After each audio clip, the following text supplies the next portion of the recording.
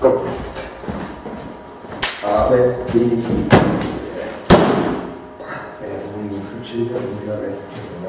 So ist der eigenes Hasenverschluss. Gut. Ja, sind nicht einmal sehr viel da heute. Ja, gut, mir ist wurscht.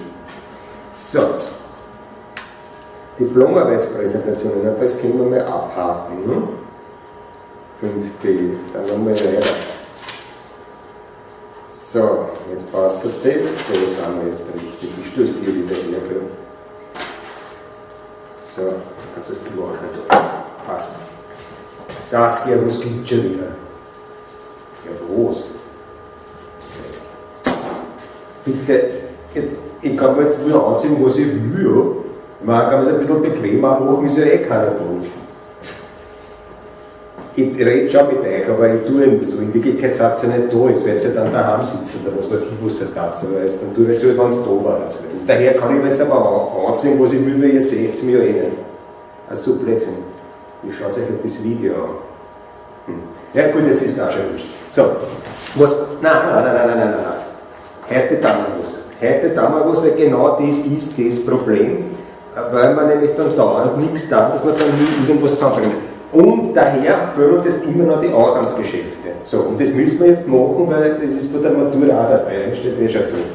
Also jetzt reißen wir mal an. So, was haben wir denn da jetzt? Nummer 46. Und los geht's. Heute ist der 6.4.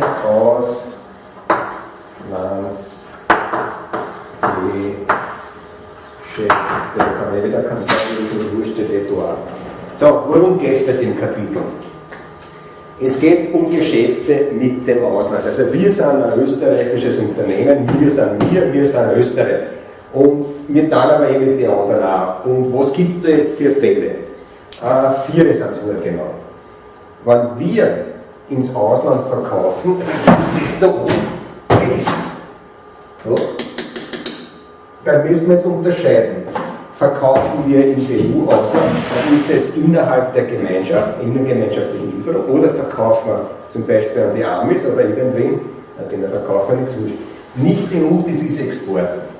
Einkauf aus einem EU-Land ist ein innergemeinschaftlicher Erwerb, oder von einem anderen Land, nicht EU, ist es ein Import. Da unten habt ihr die Länder, die nicht zur EU gehören, und von wem aufpassen müsst ihr, von wem Umsatzsteuer, könnt ihr sich gleich merken. Umsatzsteuer gibt es nie beim Verkauf, weil innerhalb der EU gibt es das sogenannte Bestimmungslandprinzip, das heißt, versteuert wird der Betrag in dem Land, wohin geliefert wurde, also ins Ziel sozusagen, im Land des Einkäufers. Und Auslandsgeschäfte, kennt ihr das Umsatzsteuerrecht, sind sowieso, Verkäufe ins Ausland sind sowieso von der Steuer befreit. Das heißt, Umsatzsteuer gibt es nur da, Einkauf aus dem Ausland, innergemeinschaftlicher Erwerb, da heißt es wieder Name Erwerbsteuer, und da beim Import, da heißt es Einfuhrumsatzsteuer. Da habt ihr es jetzt noch einmal. Also, Lieferung,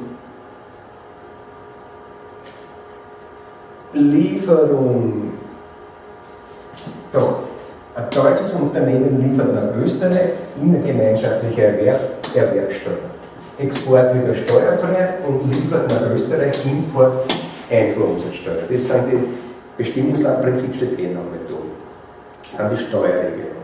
So, dann gibt es einen einfachen Fall, war der, dass das Geschäft in Euro geschlossen wird. Dann ist es einfach zu buchen. Einkauf oder Verkaufsbuchungssatz, Zahlung dazu, fertig. Nur es gibt jetzt auch die Möglichkeit, dass die Geschäfte in Fremdwährung abgeschlossen werden. Und unser Buchhaltung aber in Euro geführt wird. Und das bedeutet, man muss die ganzen ausländischen Währungsbeträge umrechnen auf Euro. Und da gibt es jetzt folgende Regelung. Die Kurse, die ihr jetzt habt bei den ganzen anderen, sind immer so angegeben. 1 Euro ist gleich so und so viel von der Fremdwährung. Ihr könnt also die Umrechnung immer so machen, dass man den Fremdwährungsbetrag durch den Kurs dividiert. Blöderweise kann man Geld nur umwechseln, ausländische Währungen mit Hilfe einer Bank, und die will Geld verdienen. Daher stehen jetzt immer 2 Kurse dabei. Und welcher Kurs ist wann zu nehmen? Zwei Beispiele dazu. Ihr braucht, weil ihr zum Beispiel Rohöl einkauft, das wird traditionell in US-Dollar gehandelt. Ihr braucht also für einen Import, für einen Einkauf von Rohöl 20.000 US-Dollar. So, was habt ihr jetzt dann? Ihr habt Euro und wollt Dollar haben. Der Kurs ist, also die Rechnung ist wieder so, Fremdwährungsbetrag dividieren durch Kurs. Und was hinten rauskommt, jetzt in dem Fall, ist das, was ihr bezahlen müsst an die Bank. Ihr kriegt von der Bank den Dollar und bezahlt das mit Euro. Frage, will die Bank für euch viele oder wenig Euro haben? Die Antwort ist, die will viel Euro von mir haben. Durch welchen Kurs will ich daher dividieren? Durch den niedrigeren. Division, dann kommt hinten mehr raus. Das Umgekehrte, ihr habt von euren Kunden Dollar gekriegt und wollt es jetzt in Euro umtauschen. Jetzt wieder zu der Bank. Also ihr geht jetzt mit den Dollars zu der Bank und tauscht das in Euro um. So, Rechnung ist dasselbe. Fremdwährung dividieren durch den Kurs und die Euro, die hinten rauskommt, sind jetzt die, was sie von der Bank bekommt. So, will euch die Bank viel oder wenig Euro geben? Na, die Antwort ist wenig, wollen sie euch geben, daher müsst ihr durch den höheren Kurs dividieren. So, und jetzt seht ihr schon anhand von dem Beispiel, was die Bank dann verdient. Da habt ihr jetzt einmal die Einkauf, niedriger Kurs, Verkauf, höherer Kurs. So, und jetzt sind wir eigentlich schon da, dass wir so, ihr könnt mir jetzt nochmal die ganzen Beispiele durchrechnen, also einmal ein Musterbeispiel machen und dann habt ihr dann die Übungen zu machen. Ich mache es jetzt immer so, ich stelle das ganze Zeug jetzt dann bei den Teams auf. Ich hoffe, es kommt dort jeder hin, wenn nicht, rührt sich bei mir, dann schicke ich es dann per E-Mail. So, Aufgaben sind jetzt für euch. Auf der Seite 106 sind 4 so Kursumrechnungen und ab der Seite 112 sind Zusatzbeispiele. Die gebe ich euch jetzt dann vor Abgabetermin. Mache ich es jetzt immer so, zu dieser Zeit steht im Chatraum bei den Teams zur Verfügung. Also ihr könnt es euch dort einfach dann nachschauen. Und wenn ihr Fragen habt, fragt es mich halt, so sollte man das hingehen. Oder ihr ruft es mir einfach an, so können wir es auch machen. So, jetzt gehen wir es auch mit den Musterlösungen. Jetzt geht es im Word weiter.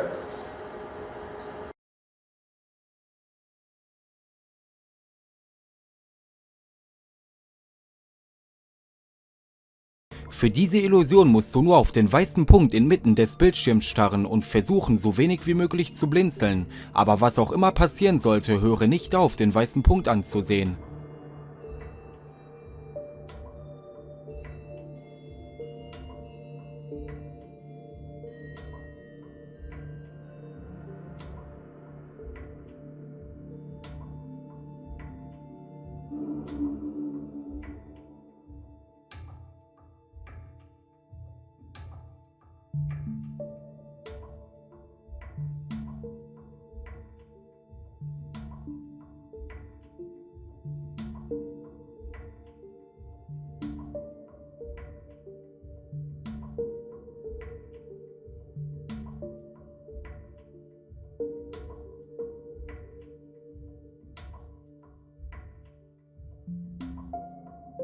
Jetzt schau dich um und du wirst bemerken, wie sich alles sehr seltsam zu bewegen scheint. Wenn du dieses seltsame Gefühl noch krasser fühlen willst, kannst du deine Augen auch nach der Illusion auf ein Objekt richten, um den Effekt noch krasser mitzubekommen.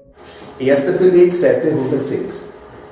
Wir sind für alle Beispiele die Business Design, Einzelunternehmen aus Kitzbühel, Tirol.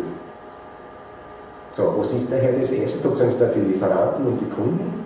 Das erste ist daher Verkauf. Wohin? Nach Deutschland. Das heißt, es ist eine innergemeinschaftliche Lieferung. Da habt ihr einen Buchungssatz für Verkauf. Man muss immer dazu schauen, plus Erfassung im EU-Journal. Da gibt es ein eigenes Journal für die Auslandsgeschäfte, dort muss man das machen. Also die ganzen Geschäfte zusammenfassen, das muss man einfach als Text dazu schauen. Sonst ist nichts anderes als wie ein Verkauf ohne Umsatzsteuer. So, und dann zahlt der Kunde. In dem Fall mit dem Konto. Also wohin kommt das Geld? Auf die Bank. Wofür? Für die Forderung. Die Forderung war 6.100, das habt ihr noch da oben. Der Kunde hat aber weniger gezahlt, laut Bankbeleg. Was ist die Differenz? Das Konto. Nächstes Beispiel. Es geht um Transportkosten, blauen wir um. Transportkosten für einen Verkauf werden verbucht auf dem Konto Ausgangsfrachten. So, das ist jetzt nichts Besonderes. Das sind die sogenannten Versandkosten. Das andere sind Bezugskosten, das sind dann die Transportkosten beim Einkauf. So, dann habt ihr jetzt die ganzen Buchungssätze zusammengefasst. Könnt ihr euch jetzt dann schauen. Und jetzt kommen die Lehrbeispiele. Lehrbeispiel 1 ist jetzt dann ein Verkauf ins Nicht-EU-Ausland. Dermal Schweizer Franken mit einer Kursumrechnung. Das heißt, durch welchen Kurs rechne ich um? Die Ausgangsrechnung durch den höheren. Weil es sind ja wenig Euro rausgekommen, die ich kriege dafür. Buchungssatz, Forderung an Exporterlöse. Dann ist die nächste Rechnung wieder für den Transport. Da müsst ihr jetzt aufpassen. Transporte in Drittländer sind von der Umsatzsteuer befreit. Daher jetzt nicht 7.300 und Vorsteuer, sondern nur 7.301 an Verbindlichkeiten. So, jetzt das letzte. Jetzt zahlt der Kunde B auf die Bank. Das heißt, ihr müsst jetzt wieder den Kurs, den Schweizer Frankenbetrag umrechnen mit dem Kurs. Ich nehme wieder den höheren, nur der Kurs hat sich jetzt natürlich geändert, also wo steht der Kurs in der Angabe? Oben, da 1,08. So, ihr verbucht die Zahlung, Bankanforderung, Spesen sind zum Zahlen, das ist auch gleich mit der Spesen des Geldverkehrs. Und jetzt kommt das Entscheidende, jetzt gibt es aus. Jetzt gibt es zusätzlich eine Differenz, die sich jetzt ergibt durch den unterschiedlichen Kurs. Weil, wie Sie die Forderung verbucht habt, war der Kurs 1,12 und jetzt ist er 1,08. Ist das gut oder schlecht für euch? Wenn der Kurs jetzt in dem Fall gesunken ist, kommen ja hinten mehr Euro raus, als was ihr da oben erwartet habt. Das heißt, das ist gut für euch. Das heißt, ihr habt einen Kursgewinn. Forderung an Kursgewinn ist die Verbuchung dazu. Das war jetzt einmal Export. Bei innergemeinschaftlicher Lieferung, wiederum Verkauf, der ins EU-Ausland, ist dieselbe Kursumrechnung. Wie gehabt. Dann Ausgangsfracht. Da ist jetzt ein ganz normal, also ins EU-Ausland ist ganz normal, wenn das ein österreichisches Unternehmen ist, mit Vorsteuern zu buchen, also wie das im Inland wäre. Und dann kommt wieder das Zeug mit der Kursumrechnung. Schaut mal, es ist nicht viel um. Wie wir die Forderung verbucht haben, war der Kurs 1,991. Jetzt, wie wir die Zahlung verbuchen, ist er 1,90. Das heißt, um 1 Cent ist der Kurs jetzt für uns günstiger. Das heißt, wir haben wieder einen Kursgewinn, aber nicht so viel wie das letzte Mal. Das hat es dann da wieder stehen.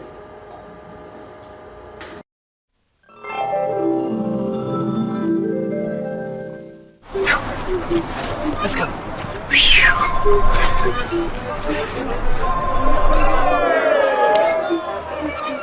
Come on. No, our friends with us. I'm sorry, but that's the deal we made.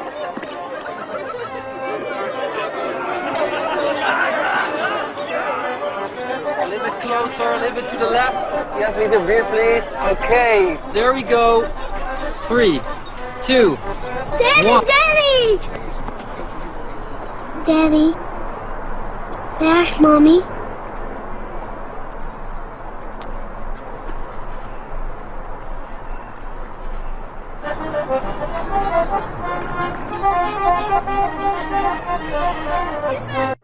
Wir sind die Business Design, wie gesagt, wir haben jetzt was einkauft. Wir sind jetzt der Empfänger der Rechnung. Rechnungsbetrag in Schweizer Franken, Kursumrechnen und sonst normal wie Einkauf. Handelswareneinsatz, aber ohne Vorsteuer. Gibt es jetzt keine. Zahlung, wiederum. Mit umgerechnet mit dem Kurs, der ist der Kurs 0,88 und Spesen sind auch verrechnet. Gut, Spesen für das Gleiche, Spesen des Geldverkehrs an Bank. So, wie schaut es jetzt mit den Kursen aus? Wie ich verbucht habe, die Eingangsrechnung war der Kurs 0,91. Jetzt ist er 0,88. Das heißt, ein geringerer Kurs. Das heißt, es kommt hinten mehr Euro raus. Mehr Euro ist jetzt aber für uns jetzt schlecht, weil ich habe sind jetzt die Euros, die ich zahlen muss, dass ich die Schweizer Franken kriege. Das heißt, ich habe einen Kursverlust. Ich rechne einfach wieder die Differenz aus zwischen den zwei Kursen und dann habe ich da den Kursverlust in dem Fall.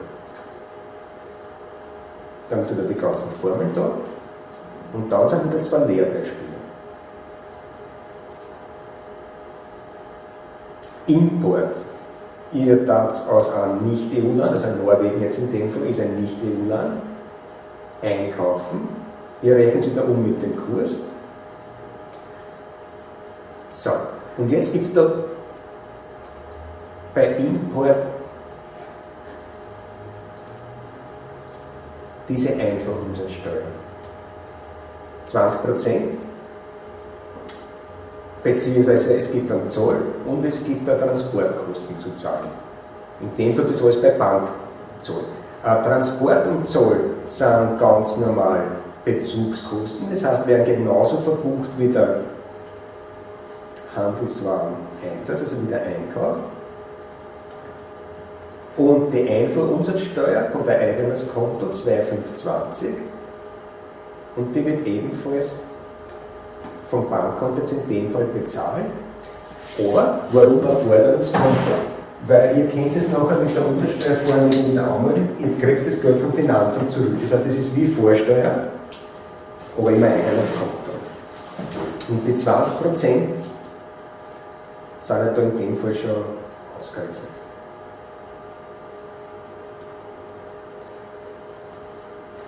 So, dann kommt wieder die Zahlung. Schaut euch einmal auf den Kurs, den niedrigen. Jetzt ist er 9,15 und wie wir es verbucht haben, die Eingangsrechnung war dann 9,31. Das heißt, der Kurs ist gesunken, das heißt, jetzt kommen hinten mehr Euro raus, jetzt bei der Zahlung, als was wir damals bei der Eingangsrechnung verbucht haben. Das ist schlecht für uns. Daher haben wir einen Kursverlust.